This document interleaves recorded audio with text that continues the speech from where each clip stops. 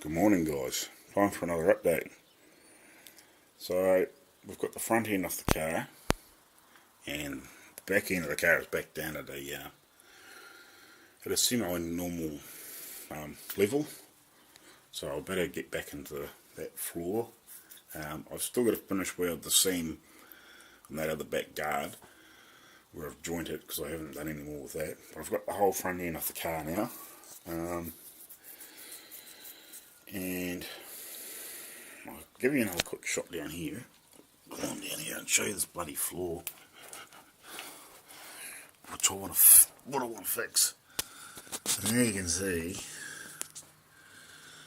the sort of the shit job that they've done, especially all this crap.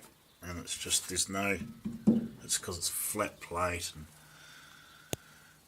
you can see in there like where the shifter is, so I've got to remove all this and decide what I'm going to do. Like even over here, like they didn't need to, I don't know why they cut all this out, like because the rest of the firewall's not rusty or anything like that. Like it's not as though it was probably, I can't imagine there being a lot of rust in through here. Like maybe the floor, like in that section, you know, but they've chopped and changed, and why I don't know. But anyway, so that's that. We'll go around the back here. It's only about 6:20 in the morning, but that's all good. So this is the original subframe. Sorry about the shaking there. So this is the original subframe all out.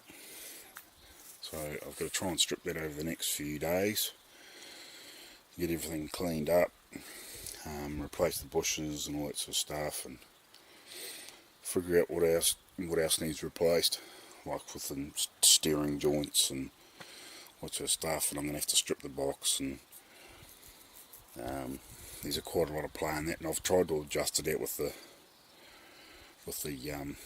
adjustment in the gears, but it seems to be pretty worn. It might be buggered, I don't know, but we'll have a look at that and sort of that and get everything off it. And here's the other subframe all cleaned up and painted. So I've got this ready to go to so I'm going to try and move this and put this somewhere, even if it's leaning up against the shed. And I'll put this tarp back up over here, and I'll drag the subframe in here, and once I've got the wheels and some of the heavier stuff off it, I'll prop it back up on these stands and pull it all apart again and work on that and get everything apart.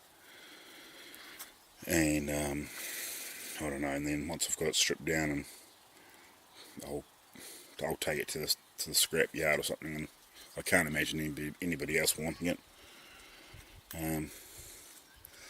So that's about that. So that'll do in the meantime. I'll do another update later in the day when I've done a bit more.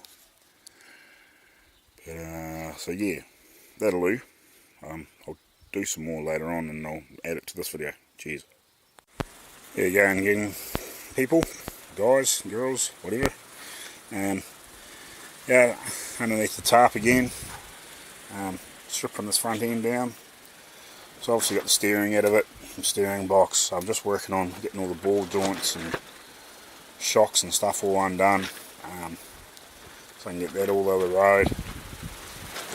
So that's about all I'm doing at the moment. So the other frame's sitting here, sort of just, it's going to stay there for a while now, until I get this all focused, until I get this all stripped down and cleaned up, and you know, replace the bushes and check all the ball joints and replace them if need be. These bottom ball joints, if they're no good, I've got to send them away and get them remanufactured, because they're different to the American ones. For some reason, with being right hand drive, they changed something, and yeah, I don't know why, but yeah, they've got to rebuild them. They're sort of unique to the Australian Dodgers. You'd think they'd be just exactly the same as the Plymouth Fury, but they're not. for some fucking reason, but anyway. So yeah, if I have to, I'll get them rebuilt. I'm hoping they're okay, because they put disc brakes and everything on this. This is, assuming a conversion kit, I'm not sure whose, because that's a plate that's been bolted to the original drum brake on stub axle, I'm guessing. I don't think they would have been factory for a later one. Surely that would have been, the casting for that would have been on the stub axle for the caliper. Don't know. So maybe somebody can tell me what kit that is. I'm guessing it's an Australian kit, but I don't know. So yeah, I'm going to clean all that up. Yeah, hopefully those ball joints are okay. I'm guessing possibly with the new shocks and this being put on in here sometime in the 2000s. I'm guessing probably when they did the Variety Bash, because these shocks are pretty new. They're Peddlers. They're a good Australian brand. I'm not sure if they're the gas ones or not. I'll find that out a bit more when I get them out. I can see that there's a Peddlers sticker on there, so I'll do some more research. I'll get them out. So I'm hoping the ball joints might have been done at stage, but there's a lot of dirt and shit around these, so they may not have been replaced. Some of the steering joints sort of feel like I haven't really sort of gone through them, but I've given them a bit of a wiggle. Not bad, but I'll price them up and replace them if need be. Again, I'm going to have to go through the steering box, because it's really sort of tight and bound up. I know it's power steer, so I thought it's going to be heavier to steer anyway. But like even just sitting there with just the box by itself, I was trying to turn it before and it's far out, she's bound up. So you should still be able to still turn it, but it's really locked up, so I'll try and strip that and go through it and see what's wrong with it and see whether I can get a kit to rebuild it or whether it just needs bloody good fucking clean up. That's where I'm at the moment, so I'll get this down a bit further, and yeah, I sort of can't really show you too much more, but you see that's where they've modified that cross member at the back to fit the GM trans compared with the original. So that's what the original one looks like. So I've got a mount there that's, yeah, it's probably okay. I'll use it for mock-up and maybe just to get me going initially, and then I might buy a new one and replace it, because it still feels okay. Like, it's not real good, like it's a bit perished, but it's like it's not broken or anything, so I'll use it in the meantime, especially for mock-up when I'm pissing around with this floor and everything, because I'd like to try to get this together as quickly as I can,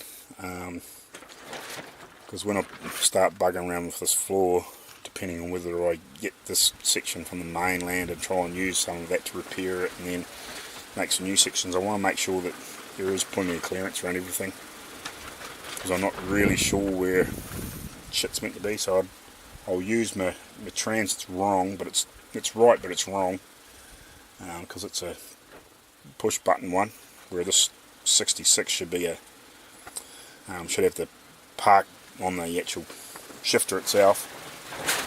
But I can use it for mock-up, and I can probably just bolt the poly, see if I've got the engine mounts, and bolt the poly in there, just to block in it even, and bolt the trans on the back of it.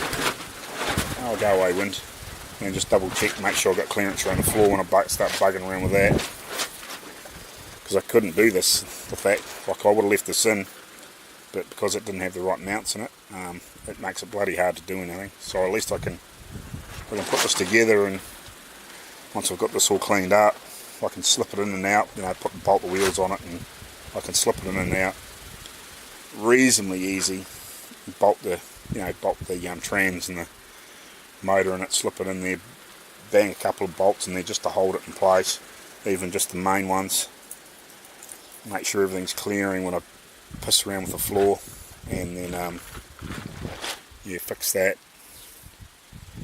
Alrighty, we'll leave it at that, and we'll get back to you later on. Cheers.